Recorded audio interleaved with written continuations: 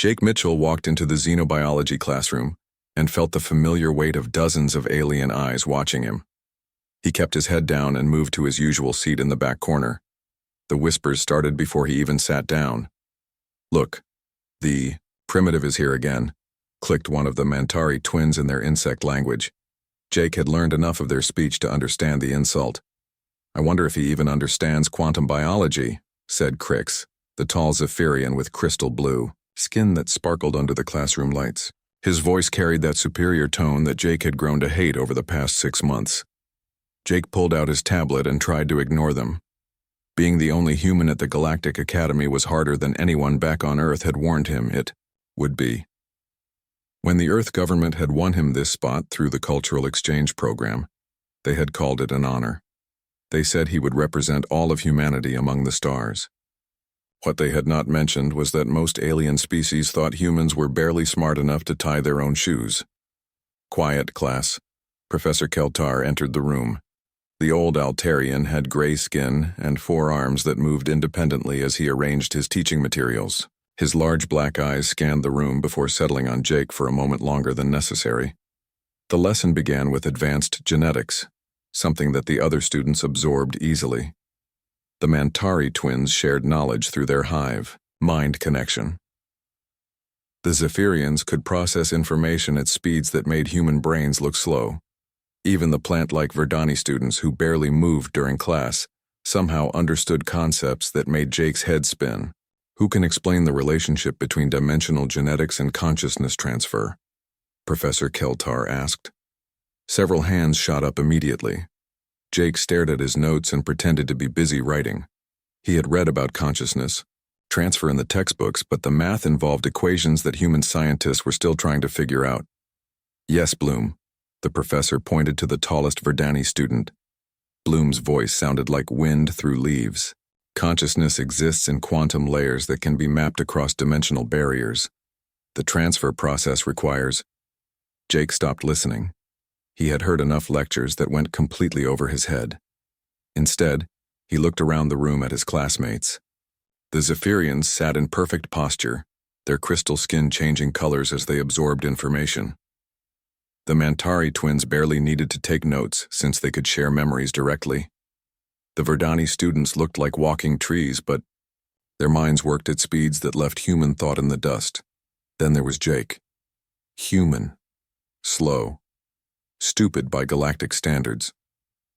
"Mr. Mitchell," Professor Keltar's voice cut through his thoughts, "perhaps you could share the human perspective on consciousness transfer?" The room fell silent. Jake felt heat rise in his cheeks. He knew the professor was not trying to embarrass him, but the question might as well have been asked in an alien language. "Humans. We don't really have consciousness transfer technology yet," Jake said quietly. A few students made sounds that might have been laughter in their species. Crix did not even try to hide his smirk. "Interesting," Professor Keltar said diplomatically. "And what is the human approach to preserving consciousness?" Jake thought about it. "We tell stories, I guess. We write things down. We try to teach the next generation what we learned." "How primitive," whispered one of the Verdani students, though whispers from plant people sounded like rustling leaves. "Stories." Crix repeated the word like it tasted bad. "They preserve consciousness through stories." The Mantari twins clicked their mandibles in what Jake had learned was their version of laughter.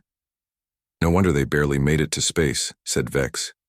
"Give them another 1,000 years, they might invent basic telepathy," added Nyx. Jake felt his hands clench into fists under his desk. He wanted to say something to defend his species, but what could he say? Earth was a mess of wars and pollution. Humans had only reached other planets in the last century. These aliens had been traveling between stars since before humans discovered fire. "That will be enough," Professor Keltar said firmly. The room quieted. "Now, let us move on to today's main topic." The professor activated a holographic display that showed various alien worlds. "Your final project this semester will be presenting your homeworld to the class. Each student will design an immersive experience that teaches others about their species and culture." Jake's stomach dropped. Around him, Other students began talking excitedly about their presentations. The Zephyrians discussed showing their crystal cities that existed in multiple dimensions. The Mantari twins planned to demonstrate their perfect hive society. The Verdani students talked about their living planets where every plant and animal worked together in harmony. Mr. Mitchell, Professor Keltar approached his desk after class had ended. The other students filed out, still chattering about their projects. I trust you will find something interesting about Earth to share with us. Jake nodded, though he felt sick. What could he possibly show these advanced beings? Earth's wars, the pollution, the fact that humans still killed each other over resources and beliefs? Professor, Jake said as the old alien turned to leave, What if my home world is not very impressive compared to the others? Professor Keltar's forearms moved in what Jake had learned was the Altarian gesture for thoughtfulness. Mr. Mitchell, in my many years of teaching, I have learned that every species has something unique to offer. The question is whether you can see it clearly enough to share it with others. After the professor left, Jake sat alone in the empty classroom. Through the large windows, he could see the academy's main courtyard where students from dozens of species mingled together. They formed groups based on their homeworlds, their abilities, their shared technologies. Jake had never seen another human student in those groups. He pulled out his tablet and started researching Earth. Maybe he could focus on human art or music, but the more he read, the more pathetic it seemed. Human art was primitive compared to Zephyrian crystal sculptures that existed in 11 dimensions. Human music was just organized noise compared to Verdani harmonic frequencies that could make plants grow faster. Human technology was thousands of years behind most galactic civilizations. Human science was still trying to understand concepts that other species had mastered before they left their home planets. Human society was chaotic and violent compared to the perfect order of advanced alien cultures. Jake closed the tablet and put his head in his hands. In 3 weeks, he would have to stand in front of his classmates and present Earth. He would have to show them his primitive, backward, embarrassing homeworld. And they would laugh at him just like they always did. But as he sat there in the empty classroom, something else occurred to him. Maybe that was exactly what he should do. Maybe instead of trying to make Earth seem impressive, he should show them exactly what they expected to see. Maybe it was time to give them the full human experience, primitive and all. Jake picked up his tablet again and began planning his presentation. If his classmates wanted to see primitives, he would show them primitives. But he had a feeling they might not be prepared for what they would learn about the species they thought they already understood. The next 3 weeks were torture for Jake. Every day he watched his classmates prepare their presentations with growing excitement while his own dread deepened. The alien students could barely contain their enthusiasm as they worked on showcasing their perfect worlds. Crix had turned his corner of the study hall into a crystal display that hurt to look at directly. The Zephyrian holographs showed cities that twisted through space in ways that made Jake dizzy. Buildings existed in multiple dimensions at once, their crystal walls pulsing with telepathic energy. My world's capital city houses 10 billion minds, in perfect harmony, Crix explained to a group of admiring students. Each thought connects to every other thought. Crime is impossible because everyone knows what everyone else is thinking. Jake tried not to listen, but Crix's voice carried across the room. We solved war 3,000 years ago. Poverty, disease, violence, all eliminated through mental connection, unlike some species that still fight over rocks and water. The other students murmured their approval. Jake pretended to focus on his own tablet, but the words stung. Earth did still have wars. People did fight over resources. Humans had not figured out how to stop hurting each other. At the next table, the Mantari twins worked on their presentation with mechanical precision. Vex and Nyx moved in perfect synchronization, their insect bodies clicking as they assembled, a model of their hive world. Individual consciousness is inefficient, Nyx explained to curious onlookers. Our world operates as a single mind with billions of bodies. No confusion, no disagreement, no waste of time on emotions. When the collective decides something, it happens immediately, added Vex. No debates, no politics, no chaos. Pure efficiency in everything we do. Jake watched them work and felt even worse about his own species. Humans argued about everything. Earth's governments could not agree on simple problems, let alone complex ones. Human emotions caused more trouble than they solved most of the time. The Verdani students worked on their presentation in the Academy's botanical garden. Jake found them there one afternoon, surrounded by plants that seemed to respond to their presence. Bloom stood in the center, tall and graceful like a living tree. "Our worlds are not built," Bloom explained to a small audience. "They are grown. Every plant, every animal, every microorganism works together as part of one living system." A holographic display showed Verdani planets covered in green forests and blue oceans. Cities that looked like massive flowers bloomed from the landscape. Transportation moved through living tunnels that the plants had grown specifically for that purpose. "We eliminated pollution by becoming one with nature," Bloom continued. "Our technology is biological. Our cities breathe. Our computers are living organisms that think with plant logic." Another student asked about waste management. Bloom's leaf-like face showed what might have been amusement. "There is no waste. Everything feeds something else. Death becomes life, becomes death in endless cycles of perfect balance." Jake left the garden feeling sick. Earth was dying from pollution. Humans had poisoned their air and water and soil. They cut down forests and drove animals extinct. Compared to the Verdani worlds, Earth looked like a garbage dump. He spent hours in his dorm room researching Earth's history, trying to find something impressive to show his classmates. Human art seemed childish next to alien masterpieces that existed in dimensions he could not even imagine. Human music was noise compared to the complex harmonies that other species created. Human literature told stories of war, love, loss, and hope, but the aliens dismissed these as primitive emotional responses. Human philosophy asked questions that other species had answered thousands of years ago. Human science was still discovering things that were basic knowledge to most galactic civilizations. Even Earth's greatest achievements seemed pathetic.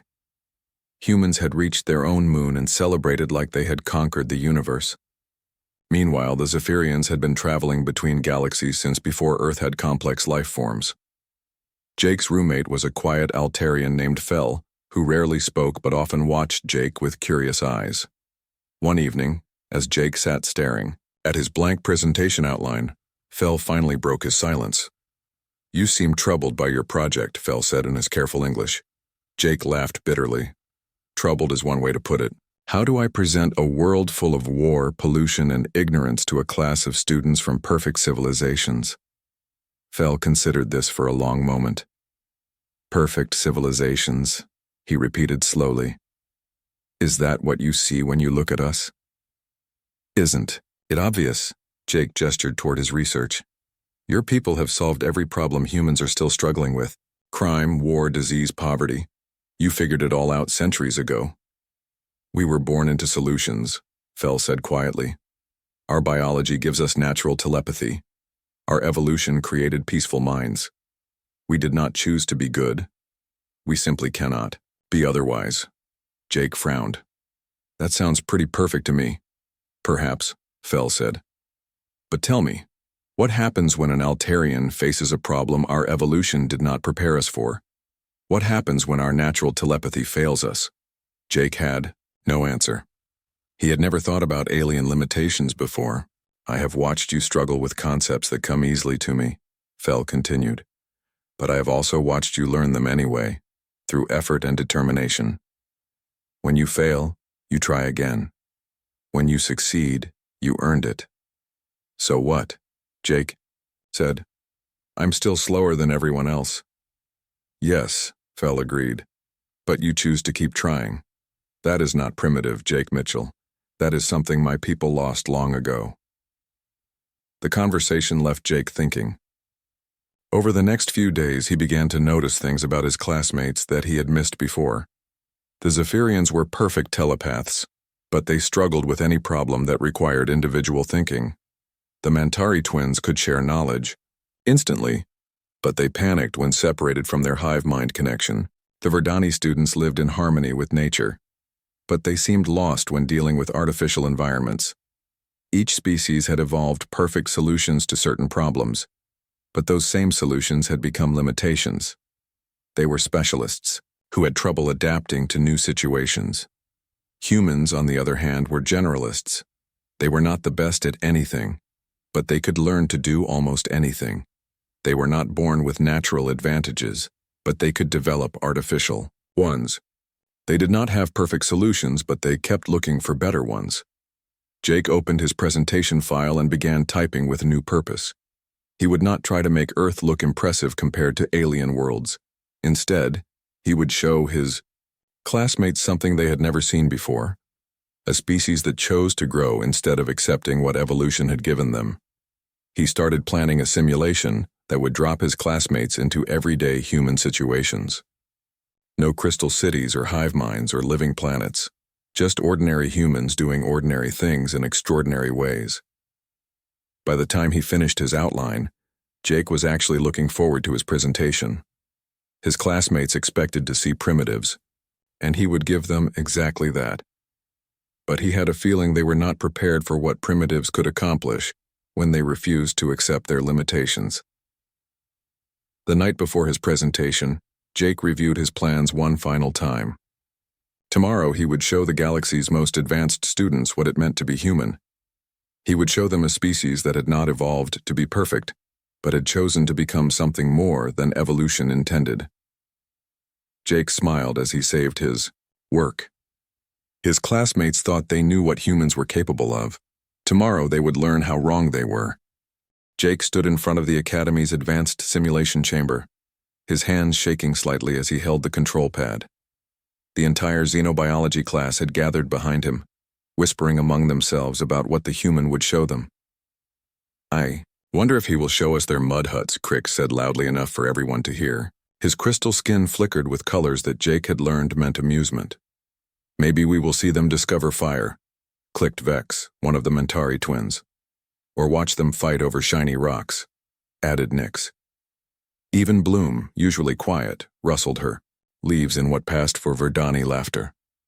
"Perhaps we will learn how they managed to avoid destroying themselves long enough to reach space."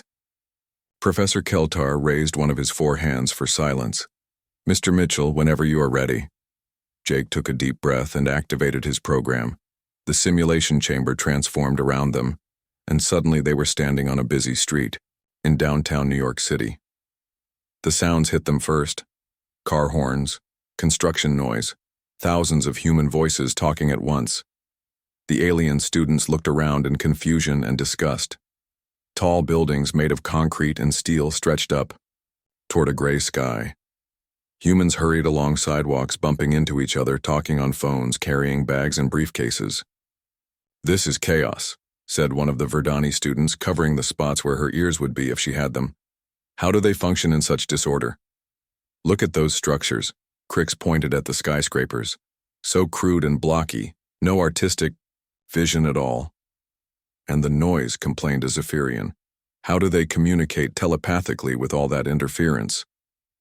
"They do not use telepathy," Jake said quietly. "They talk with their voices or write things down." The Mantari twins clicked their mandibles in amazement. "No shared consciousness? How do they coordinate anything?" Jake was about to answer when the ground began to shake.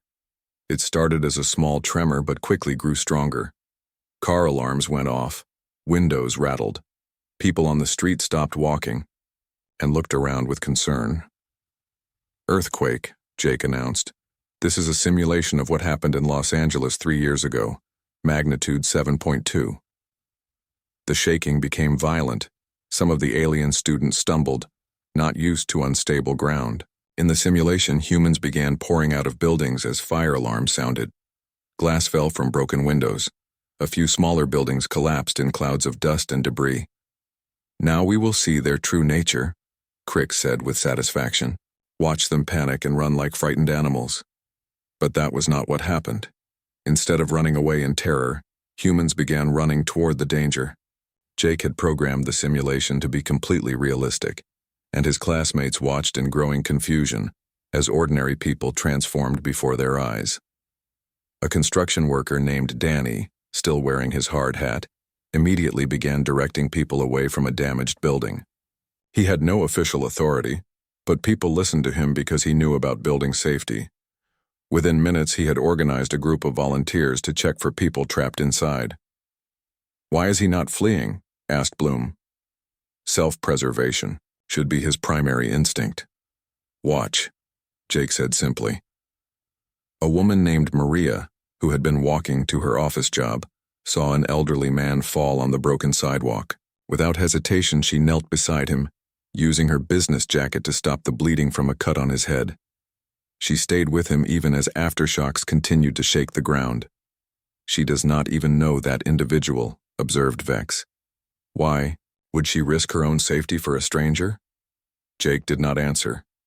He let the simulation speak for itself. Across the street, a group of teenagers who had been hanging out at a coffee shop immediately began helping people dig through the rubble of a collapsed storefront. They worked with their bare hands, ignoring cuts and bruises, calling out for any survivors underneath. "This makes no logical sense," said Nix. "They should be protecting themselves and their genetic relatives. Why are they helping random individuals?" The alien students watched as more humans joined the rescue efforts.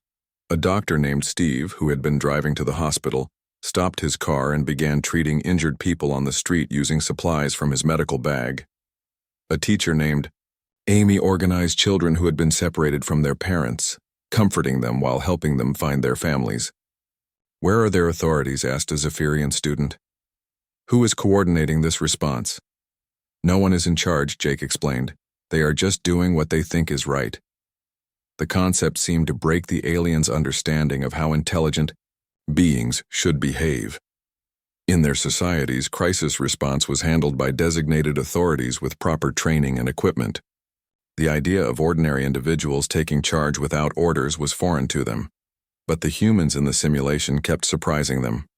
When official emergency responders finally arrived, instead of stepping back and letting the professionals handle everything, the ordinary humans began working with them. Construction workers shared their knowledge of the damaged buildings. Doctors and nurses who happened to be in the area joined the medical response.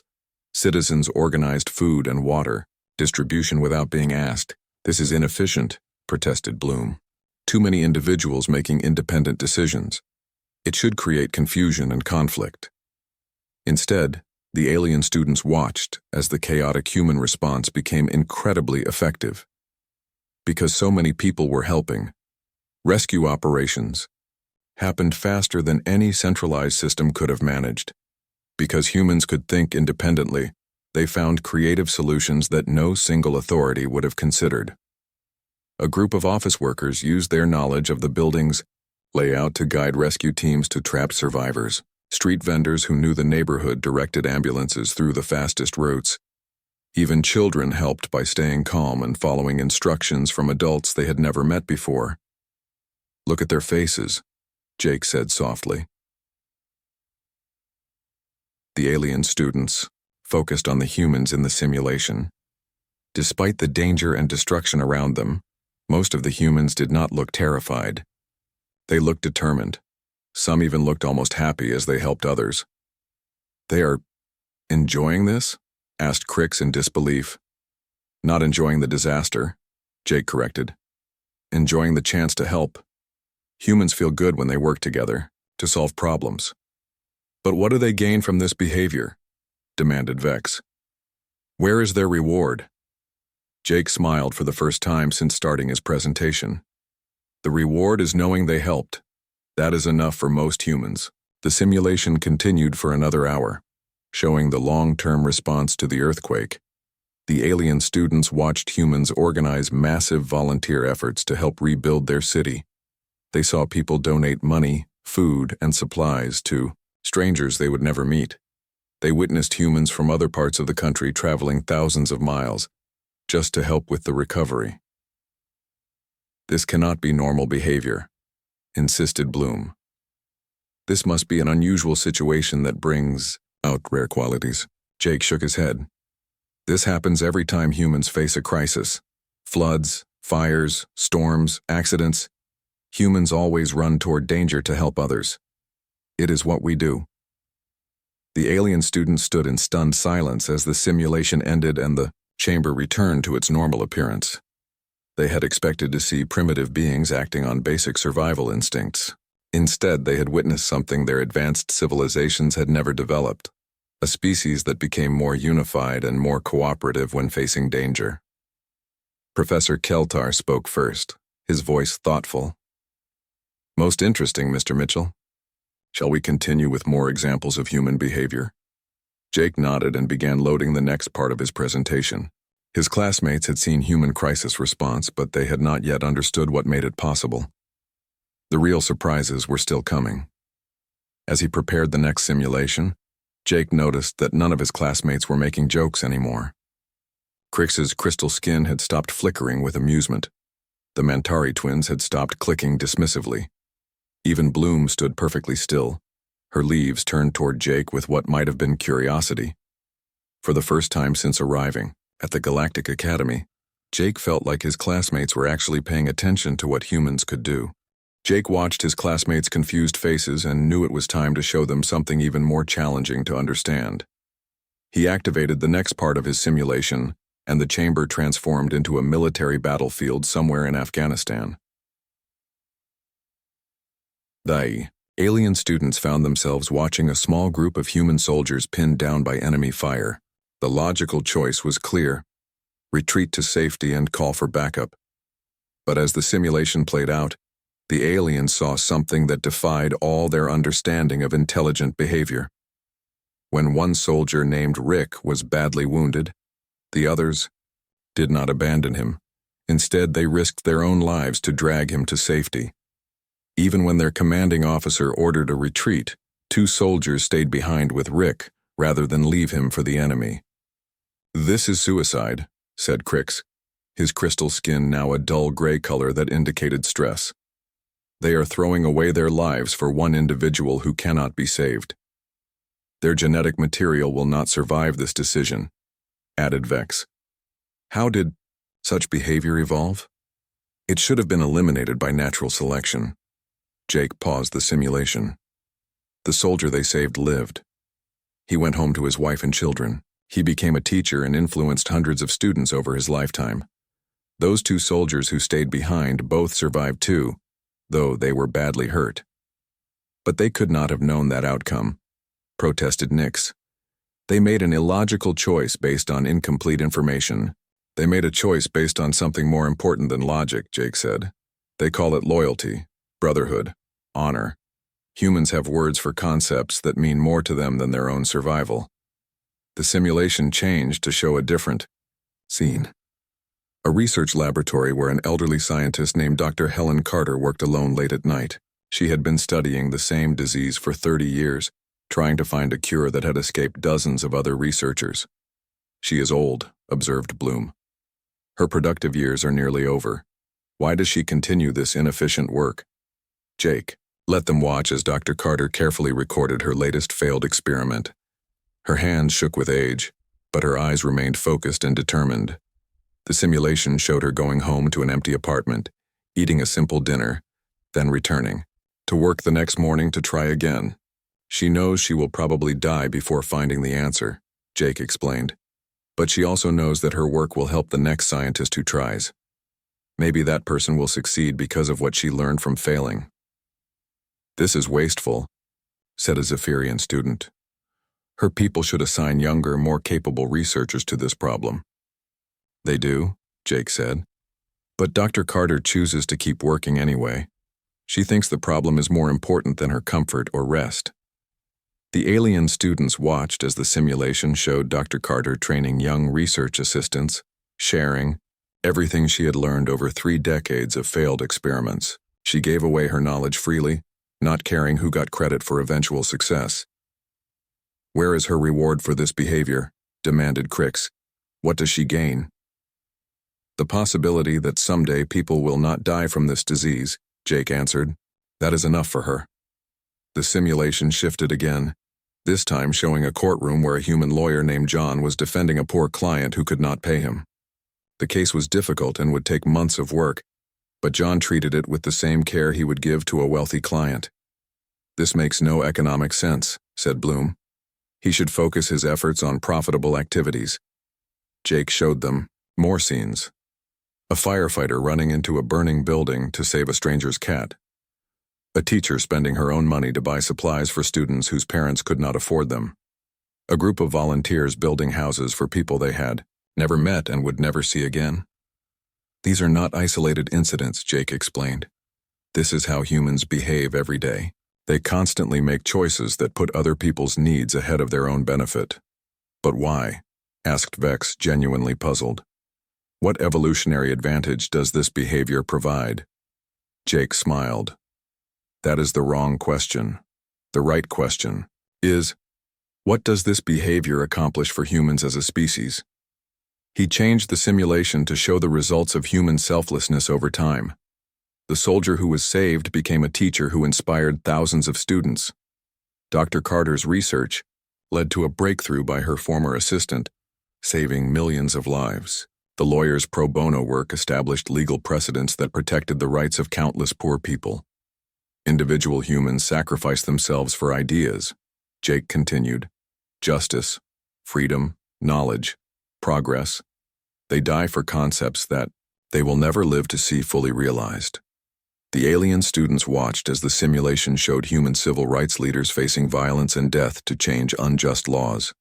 They saw explorers venturing into unknown territories, not for personal gain, but to expand human knowledge. They witnessed artists creating works they knew would only be appreciated after their deaths. This behavior should have eliminated itself, said Nix. Individuals who prioritize others over themselves should not pass on their genes. But they do pass on something else, Jake said. Ideas, values, ways of thinking that make the next generation better than the one before. He showed them human parents teaching their children to be honest even when lying would be easier. Teachers inspiring students to pursue difficult goals even when failure was likely. Leaders making unpopular decisions because they believed those decisions were right. Humans do not just evolve biologically, Jake explained. They evolve culturally. Each generation tries to be better than the last one, not just smarter or stronger, but more moral, more just, more compassionate. This is impossible, protested Bloom. Evolution does not work that way.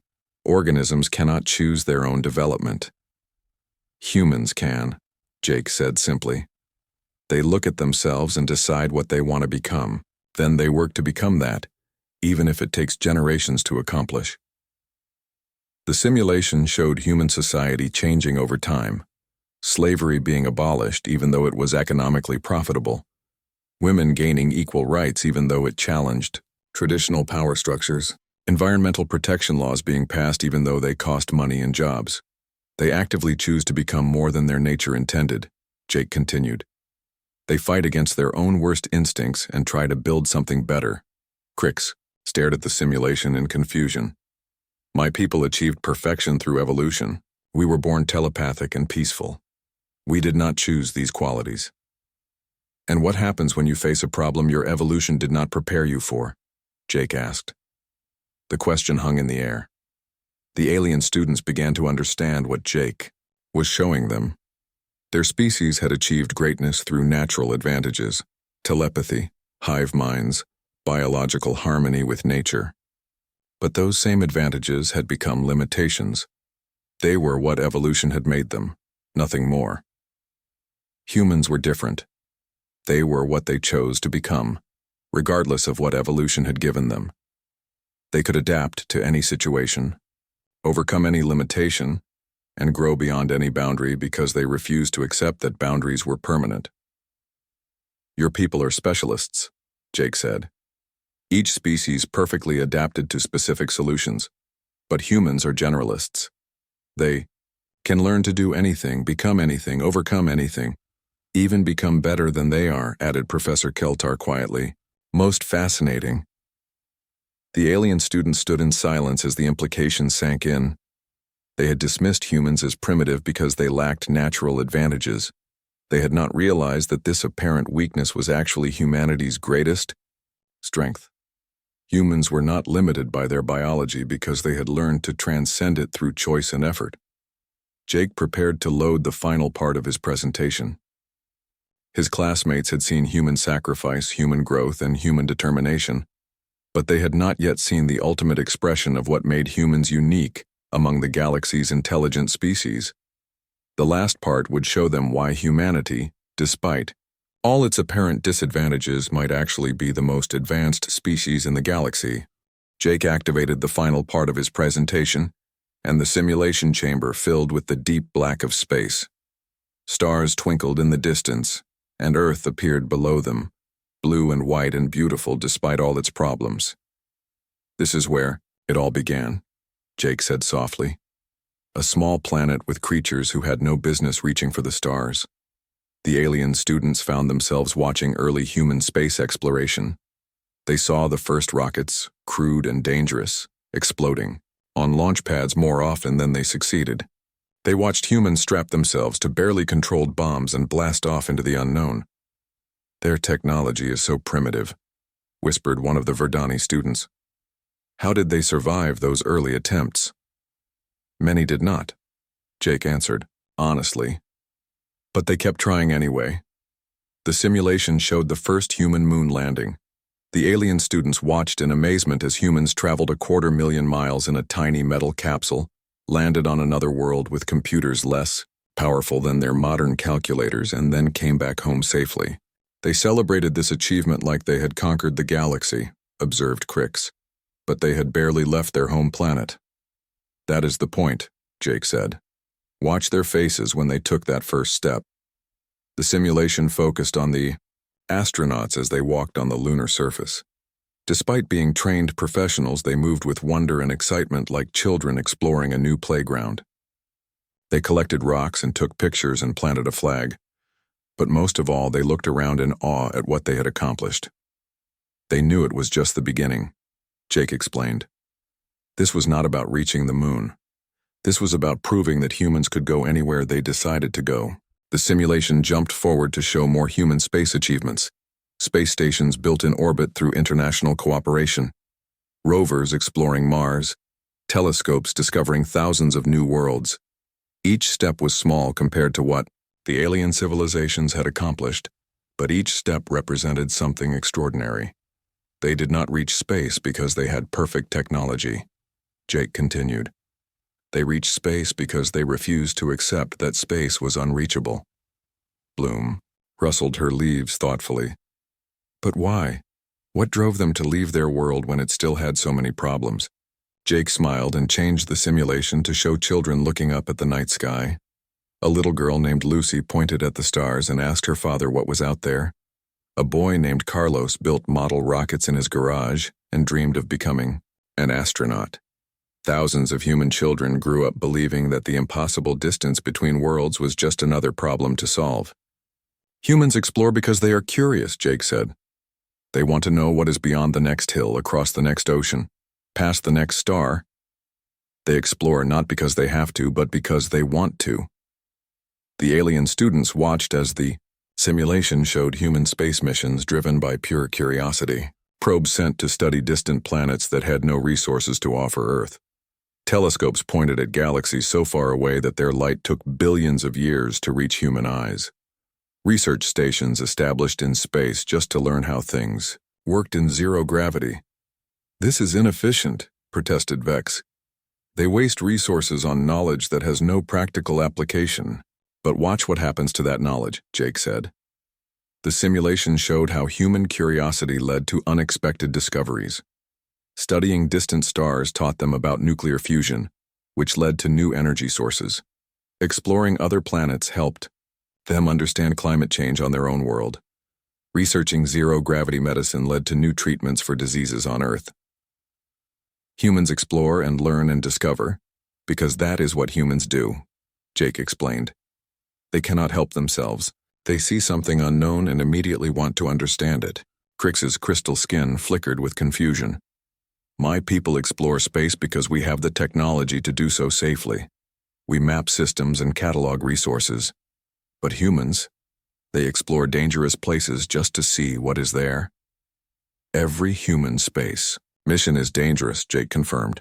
"They know they might die, but they go anyway, and when some of them do die, others volunteer to take their place." The simulation showed the memorial walls at human space centers, listing the names of astronauts who had died exploring space. But it also showed the long lines of people still applying to become astronauts, knowing the risks, but wanting to be part of humanity's expansion into the universe. They are not exploring space to escape their problems, Jake continued. They are exploring space to become worthy of it. Every human who looks at the stars knows that their species is not ready for what is out there, but they also believe they can become ready.